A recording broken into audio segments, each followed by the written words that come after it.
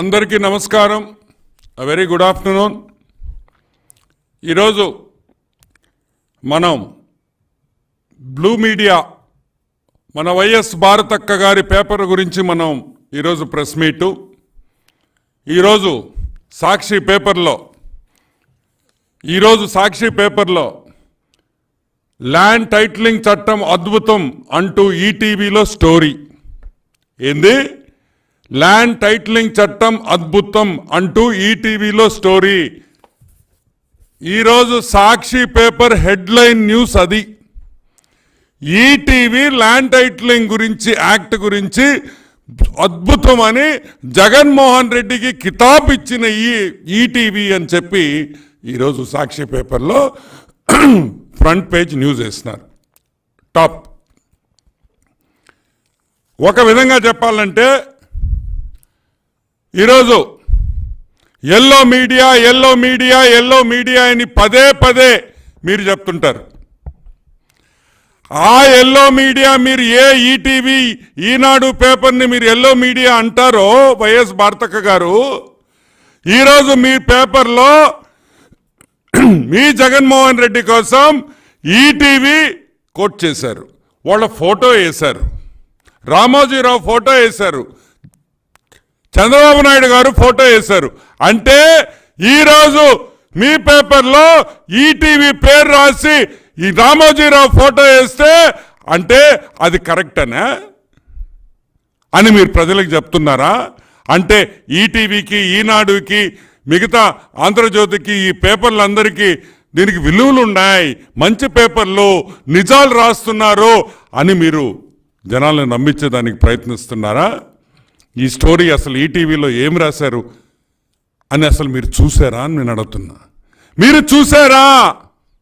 ETV స్టోరీని అసలు మీరు చూసారా? ప్రతిధ్వనిలో వచ్చిన ప్రోగ్రాం మీరు చూసారా అని మేము అడుగుతున్నాం. చూడలేదు అని మాత్రం ఖచ్చితంగా చెప్పగలుగుతాం. ఈరోజు ఈటీవీ మంచిగా ఉందంటే, ఈటీవీ ఇది అద్భుతం అంటే జనాలు నమ్ముతారని చెప్పి, జనాలు దాన్ని నమ్ముతారు, జనాలకు విశ్వాసం ఉంది, జనాలకి నమ్మకం ఉంది అని మీరు తెలుసుకున్నారు. కాబట్టి ఈరోజు ల్యాండ్ టైటిలింగ్ జగన్మోహన్ రెడ్డి బేష్ అని చెప్పి ఈరోజు ఈటీవీ ఈనాడును కూడా వాడుకునే పరిస్థితికి ఈరోజు సాక్షి పేపరు, సాక్షి యాజమాన్యం, వైఎస్ భారతమ్మ గారు ఇంత దిగజారంటే నిజంగా బాధాకరం అని కూడా నేను మనవి చేస్తా ఉన్నా. ఏమయ్యా లింక్ పనిచేయటం లేదా? ప్రతిధ్వనిలో ఈటీవీలో వేసిన స్టోరీ లింక్ పనిచేయటం లేదా? ఎవరు చెప్పారని అడుగుతున్నా. ఎవరు చెప్పారు మీకు పనిచేయటం లేదని? భద్రత కల్పించే టైటిల్ గ్యారెంటీ చట్టం భవిష్యత్తులో రాబోతోంది. ఆంధ్రప్రదేశ్ లో ఇప్పటికే ఇదిగో లింకు ఇప్పుడే ఓపెన్ చేశా. అది పట్టాదారు పాసు పుస్తకంలో గానీ లేదా ఆన్లైన్ రికార్డులో గానీ నమోదై ఉంటుంది. ప్రస్తుత విధానంలో ఒక్కోసారి భూమి ఉన్నా సరైన పాసు పుస్తకాలు లేక లేదా ఇతర హక్కు పత్రాలు ఇదిగో లింక్ ఓపెన్ చేశా, ప్లే చేస్తున్నా. వైఎస్ భారతి గారు, సాక్షి ఓనర్. ఇనమ్మా, పేపర్లో రాసే ముందరా ఒకసారి చూసుకోండమ్మా. లింకులు ఓపెన్ చేయండి తల్లి. ఊరికే ఏది చూడకుండా ఈటీవీ భయపడిపోయింది, ఈటీవీ పారిపోయింది, ఈటీవీ భయం వేస్తుంది. ఎందుకు భయపడతారమ్మా వాస్తవాలు చెప్పేటప్పుడు?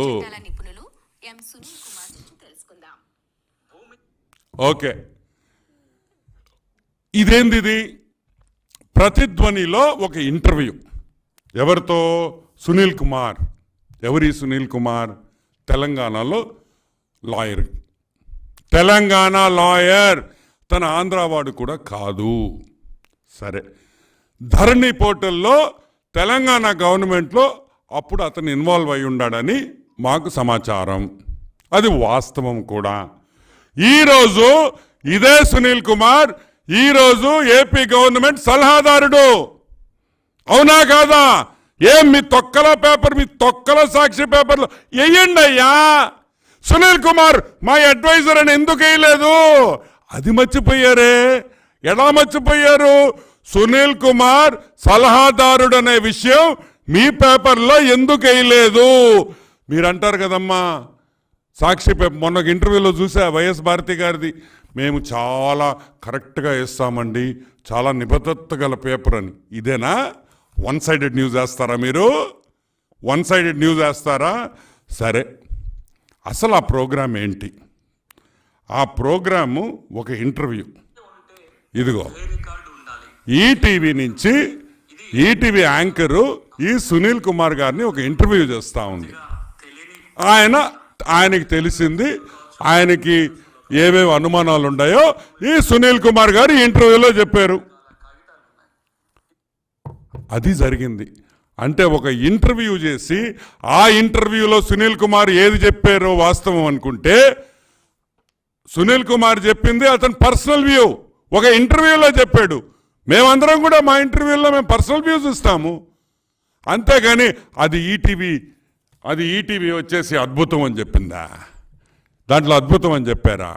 మీకు ఇంటర్వ్యూకి అద్భుతానికి తేడా తెలీదా? ఒక్కొక్కరికి ఒక్కొక్కరికి లక్షల జీతాలు తీసుకుంటున్నారు ప్రజల సొమ్ముతో. మీరు ఏం రాస్తున్నారో కూడా మీకు తెలీదు. ఆ కొమ్మినేని ఒక ఆయన ఉన్నాడు ఆడ, ఆయన ఏమన్నా అడ్వైస్ తీసుకొని మీరు రాస్తున్నారేమో. ఇది పచ్చి అబద్ధం అని కూడా నేను మనవి చేస్తా ఉన్నా. అసలు విషయంకి వస్తాం. ఈ ఇంటర్వ్యూ 9 నిమిషాలు. నేను కొన్ని బిట్లే ప్లే చేశా. ఆ లింక్ కూడా ఉంది. ఆ లింక్ని పోయి మీరు ఈరోజు గూగుల్ చేస్తే ఆ లింక్ వస్తుంది. దయచేసి సాక్షి వాళ్ళకి చెప్తున్నా, వెళ్ళే లింక్ ఓపెన్ చెయ్యండి, చూడండి, దాంట్లో ఏముందో కనుక్కోండి. మీకేమైనా అనుమానం ఉందా? ఉంటే ఈటీవీ వాళ్ళకి ఫోన్ చేయండి అబ్బా. పాప మీకు రామోజీరావు అంటే భలే ప్రేమ ఉన్నట్టుందా మీక? రామోజీరావు అంటే భలే ప్రేమ. అంటే రామోజీరావు ఫోటో వేస్తారు, అంటే చంద్రబాబు నాయుడు గారి ఫోటో వేస్తారు. ఏమైనా దానికి ఈ న్యూస్కి వీళ్ళిద్దరు ఫోటోలకి ఏమైనా సంబంధం ఉందా? ఏమైనా సంబంధం ఉందా? ఈనాడు పేపర్లో భారతక ఫోటోలు వేస్తున్నారా? మీరు రాసిన దాంట్లో మిమ్మల్ని కోట్ చేస్తే ఏమైనా అర్థం ఉందా అని మేము అడుగుతున్నాం. అదే కాకుండా AP government land tilling act కాదది, YS Jaganmohan Reddy land tilling act. ఇది నేను ఎందుకు చెప్తున్నానంటే, ఏపీ గవర్నమెంట్ ఈ బిల్లు ఇంట్రడ్యూస్ చేసింది. ఈ ల్యాండ్ టైటిలింగ్ యాక్ట్ ఎప్పుడు పెట్టింది?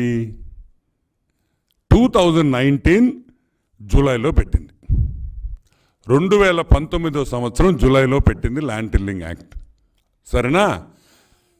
నీతి ఆయోగ్ మార్గదర్శకాలు ఏ విధంగా చేస్తే బాగుంటుంది, ఏ విధంగా ఈ యాక్ట్ రూపొందొచ్చు అని నీతి ఆయోగ్ సెంట్రల్ గవర్నమెంట్ సంస్థ వాళ్ళు ఎప్పుడు మార్గదర్శకాలు ఇచ్చారు? ఎప్పుడు ఇచ్చారు? నవంబర్ 2019లో. అంటే మీరు జూలైలో చేస్తే ఆగస్ట్, సెప్టెంబర్, అక్టోబర్, నవంబర్. మీరు బిల్లు ఏపీ అసెంబ్లీలో బిల్లు పెట్టింది తర్వాత 4 నెలల తర్వాత 4 months నీకు సెంట్రల్ గవర్నమెంట్ నీతి ఆయోగ్ దీనికి మార్గదర్శకాలు చెప్పింది. ఈ విధంగా చేస్తే ఈ విధంగా రూపొందించవచ్చు అని ఒక బ్రాడ్ అవుట్లైన్ ఇచ్చింది. స్పెసిఫిక్గా గుడిలా బ్రాడ్గా ఇచ్చింది. ఈరోజు మేము అడుగుతున్నాం, బీజేపీకి సంబంధము, ఇది మోడీ గారు తెచ్చిన బిల్లు, మోడీకే సంబంధం అని మీరు అంటున్నారు కదా. మరి మోడీ గారు తీసుకొని నీతి ఆయోగ్ ఇచ్చిన 4 నెలల ముందర ఈ బిల్లుని, ఈ జగన్మోహన్ రెడ్డి ల్యాండ్ టిల్లింగ్ యాక్ట్ని ఎవరు రాశారు? దీని రూల్స్ ఎవరు రాశారు? ఎవరు ఫ్రేమ్ చేశారు? ఈ విధంగా చేస్తే బాగుంటుందని ఎవరు చెప్పారు? జగన్మోహన్ రెడ్డి ఇంట్లో కూర్చొని ఈ యాక్ట్ ఏమన్నా రాశాడా? లేకపోతే మేధావులు ఎవరన్నా తీసుకొని వచ్చి రాయించారా? ఆ మేధావులు ఎవరు? మీరు సిగ్గు లేకుండా ఒక ఆంధ్ర రాష్ట్ర ప్రభుత్వం, ఆంధ్ర రాష్ట్ర గవర్నమెంట్ ఈరోజు మీరు 3 సార్లు ఆ బిల్లుని పంపిస్తే తిప్పి పంపించారు. సిగ్గు లేదా అని నేను అడుగుతున్నా. ఒక బిల్లుని 3 సార్లు వెనక్కి వచ్చిందంటే మీరు తలదించుకోవాల సిగ్గుతో. ఎందుకు పంపించారు? వెనక్కి ఎందుకు వచ్చింది? ఎందుకు వచ్చింది మీరు మాకు చెప్పరు. కానీ మా సాక్షి పేపర్లో రేపు పొద్దున్నే ఈ 3 సార్లు ఎందుకు వచ్చిందో కారణాలు సాక్షి పేపర్లో వేసి అప్పుడు మీరు కావాలంటే మా రామోజీరావు గారిని మా చంద్రబాబు నాయుడు గారి ఫోటో వేసుకోండి. ఎందుకు వెనక్కి వచ్చింది, సెంట్రల్ గవర్నమెంట్ ఏం మార్పులు అడిగింది, సెంట్రల్ గవర్నమెంట్ ఏమేమి తీసేసి మనింది ఆ బిల్లులో, ఒకటోసారి, రెండోసారి, మూడోసారి, 3 సార్లు ఆ బిల్లు వెనక్కి పంపించారంటే ఆ బిల్లులో విపరీతమైన తప్పులు ఉన్నాయి. కాబట్టి ప్రజలకి వ్యతిరేకంగా, రైతులకు వ్యతిరేకంగా, ఇళ్ళు ఓనర్లు, ఫ్లాట్ ఉండేవాళ్ళు ప్రతి ఒక్కరికి ఆ ల్యాండ్ టైటిలింగ్ చట్టం వ్యతిరేకంగా ఉంది కాబట్టి, చట్ట విరుద్ధంగా ఉంది కాబట్టి, ప్రజలు ఇబ్బంది పడతారు కాబట్టి మోడీ గారు ఆ బిల్లు వెనక్కి పంపించారు. కానీ ఒక రూల్ ఉంది, 3 సార్లు ఒక బిల్లు వచ్చిన తర్వాత 4వసారి వెనక్కి పంపించేదానికి కాన్స్టిట్యూషన్ ఒప్పుకోదు. 3 సార్లే బిల్లు పంపించగలుగుతాం, 4వసారి ఆమోదించాల్సిందే. కాబట్టి ఇష్టం లేకపోయినా, కష్టంగా ఉన్నా, కాన్స్టిట్యూషనల్ ఆబ్లిగేషన్ కాబట్టి సెంట్రల్ గవర్నమెంట్ దాన్ని ఆమోదించి పంపించింది. వాస్తవమా కాదా? వాస్తవమా కాదా అని మేము అడుగుతున్నాం. ఈరోజు సాక్షి పేపర్ రాసిన పచ్చి అబద్ధాలు, ఒక ఇంటర్వ్యూని తీసుకొని వచ్చి అది ఏదో ఈటీవీ న్యూస్ రామోజీరావు గారు దీనికి ఆమోదం చేసినట్టు మీరు చూపించారంటే ఇది ఎంత బాధాకరం అని కూడా నేను మిమ్మల్ని అందరినీ ప్రశ్నిస్తున్నా. ఒక్క విషయం గుర్తుపెట్టుకోండి, అన్నదాత కార్యక్రమంలో అన్నదాత కార్యక్రమంలో జరిగిన ఈటీవీ ఇంటర్వ్యూది, అన్నదాత కార్యక్రమంలో జరిగిన ఈటీవీలో ఈ ఇంటర్వ్యూని వక్రించిన సాక్షి పేపరు ఈటీవీ యజమాన్యానికి, ఈనాడు యజమాన్యానికి, రామోజీరావు గారికి, ప్రజల్ని మోసం చేసిన సాక్షి పేపరు క్షమాపణ చెప్పాలి. వైఎస్ భారతి గారు అంటుంటారు మా పేపర్లో వాస్తవాలు నిజాలే ఉంటాయి. ఉండవు తల్లి, క్షమాపణ చెప్పు, ముందరకొచ్చి క్షమాపణ చెప్పమని కూడా నేను మనవి చేస్తా ఉన్నా. ఎందుకంటే మీరు రాసే అబద్ధాలు, మీరు రాసే కుతంత్రాలు, మీలో ఉండే ఆ ఫ్రస్ట్రేషన్తో మీరు ఆ సాక్షి పేపర్లో మీరు రాసే వార్తలు, చంద్రబాబు నాయుడు హంతకుడు, ఎవరో ఒక రాయేశారంట, చంద్రబాబు నాయుడు హంతకుడు. మీ బాబాయిని చంపితే చంద్రబాబు నాయుడు హంతకుడు. మీ ఇంట్లో ఏమైనా హెల్త్ ప్రాబ్లమ్స్ వస్తే చంద్రబాబు నాయుడు కుట్ర. మీ అక్క, మీ చెల్లెళ్ళు మీరు కొట్టుకుంటే చంద్రబాబు నాయుడు చేశాడు. చంద్రబాబు అసలు మీ మొగుడు పెళ్ళాలు మాట్లాడుకునేటప్పుడు చంద్రబాబు తప్పితే ఇంకేమైనా మాట్లాడుకుంటారా అని అడుగుతున్నా. చంద్రబాబు పయ్యావుల్ కేశవ్ ఇంకొక ఆర్టికల్ రాశారు, ఏంది, ల్యాండ్ టైటిలింగ్ బిల్లు ఆశయాలు గొప్పవి. తప్పే ఉంది, కరెక్టే కదా, ఆశయం గొప్పదే, దాన్ని నాశనం చేసింది మీరు కదా. ఈ యాక్ట్ పర్వాలేదు, ఈ యాక్ట్ మంచిదే. ఈరోజు పయ్యావల్ కేశవ్ చెప్పింది 100% కరెక్ట్. తెలుగుదేశం పార్టీ కూడా అదే చెప్తుంది. ఏమని చెప్తుంది? ల్యాండ్ టైటిలింగ్ బిల్లు ఆశయాలు గొప్పవి. నేను అడుగుతున్నాను, 2019లో ఇది ఎప్పుడు జరిగింది? జూలైలో. ఈ పయ్యావల్ కేశవ్ మాట్లాడింది 2019 జూలైలో. ఆ రోజు మీరు రాసిన యాక్టు 3 సార్లు మార్చారు. 3 సార్లు మార్చారు. క్వశ్చన్ పేపర్ 3 సార్లు మార్చారు. ఆన్సర్ షీటు 3 సార్లు క్వశ్చన్లు మార్చి 3 సార్లు ఆన్సర్ మార్చి ఈరోజు పయ్యావుల్ కేశవ్ చెప్పాడంటే ఏమైనా అర్థం ఉందా? ఈ రోజుకి మేము చెప్తున్నాం, ల్యాండ్ టైటిలింగ్ యాక్ట్ అనేది వస్తే కరెక్ట్గా చేస్తే మంచిదే. దాంట్లో సవరణలు ఉన్నాయి కాబట్టి, దాంట్లో మార్పులు చేయాలి కాబట్టి ఏ రాష్ట్రం కూడా దీన్ని తాకలేదు. ఇప్పుడు జగన్మోహన్ రెడ్డి 10వ క్లాస్ ఎగ్జాము ఏందా 10వ క్లాస్ ఎగ్జాము, సెప్టెంబర్లో ఎగ్జాము. అంటే నీతి ఆయోగ్ పరీక్ష పెట్టింది సెప్టెంబర్లో. నువ్వు జూలైలో నువ్వు ఎగ్జామ్ రాసేసి నేను పాస్ అయిపోయా అంటే ఎలా పాస్ అయినట్టు? అసలు పరీక్ష జరిగింది, ఆన్సర్ షీట్ రిలీజ్, పరీక్ష జరిగింది నవంబర్లో, వాళ్ళు ఆన్సర్లు ఇచ్చింది నవంబర్లో. నువ్వు జూలైలో నీకు తెలిసింది క్వశ్చన్ పేపర్ ఎట్టుందో, ఆన్సర్ షీట్లు ఎట్టొచ్చినాయి నీకు? ఇదే పిచ్చితనం అని కూడా మేము మనవి చేస్తున్నాం. ఈరోజు ప్రజలు చాలా అప్రమత్తంగా ఉండాలి.